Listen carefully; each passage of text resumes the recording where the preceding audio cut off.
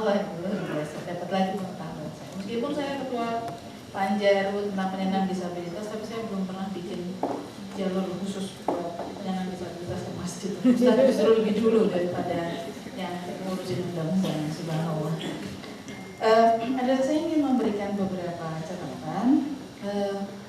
Ketika kita bicara tentang keinginan kita untuk melakukan perubahan sosial, tentu ada kontinuitas dari setiap gerakan dan setiap langkah itu.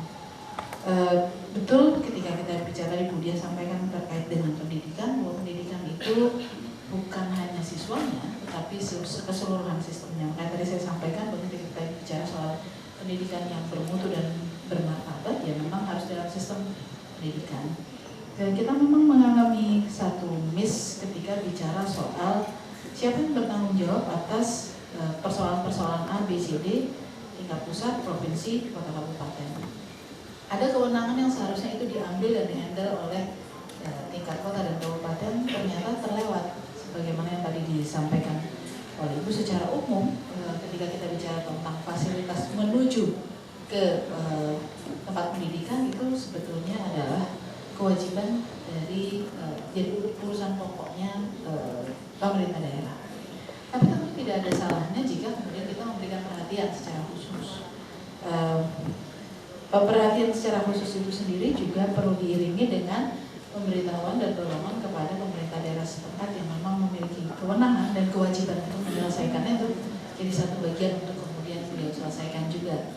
Karena jika kemudian mengandalkan masyarakat, apa-apa diandalkan pada masyarakat, di mana letak pemerintah, apa gunanya pemerintah? Ini juga jadi bagian yang perlu kita bicarakan.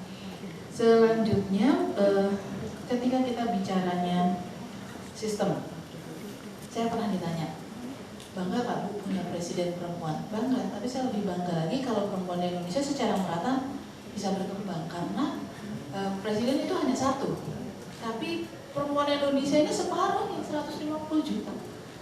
Dan mereka harus secara bersama-sama, mungkin kita terengah-engah menggiring, mendorong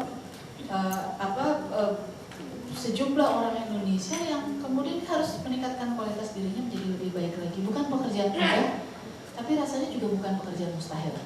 Sehingga memang harus bahu-membahu menyelesaikan segala macam persoalan itu. Sehingga kalau kita mengatakan no one left behind, nggak gampang ya. Kita harus semua, tidak ada yang tertinggal. Memastikan tidak ada yang tertinggal saja itu memerlukan energi yang khusus. Tapi paling tidak kita harus memikirkan kebijakan publik yang sejalan dengan pemberdayaan masyarakat yang bisa membawa itu menjadi satu hal yang bersama-sama bisa diselesaikan. Ibu bapak sekalian yang dirahmati Allah, saya berharap bahwa harapan yang besar kepada PKS dalam hal ini, juga kepada DPR RI dalam hal ini, adalah sebagai bagian dari betapa sesungguhnya masyarakat mencintai kami di PKS dan juga mencintai DPR RI sebagai bagian dari upaya untuk memperbaiki. Tentu tidak bisa diselesaikan oleh kami sendiri, harus dikerjakan bersama-sama, dan saya pikir ini adalah kesempatan kita untuk membuat komitmen untuk memperbaiki dan memperjuangkan Indonesia yang lebih bermartabat untuk seluruh rakyat Indonesia secara bersama-sama. Terima kasih. Assalamualaikum warahmatullahi wabarakatuh. Klik like, share, dan jangan lupa subscribe.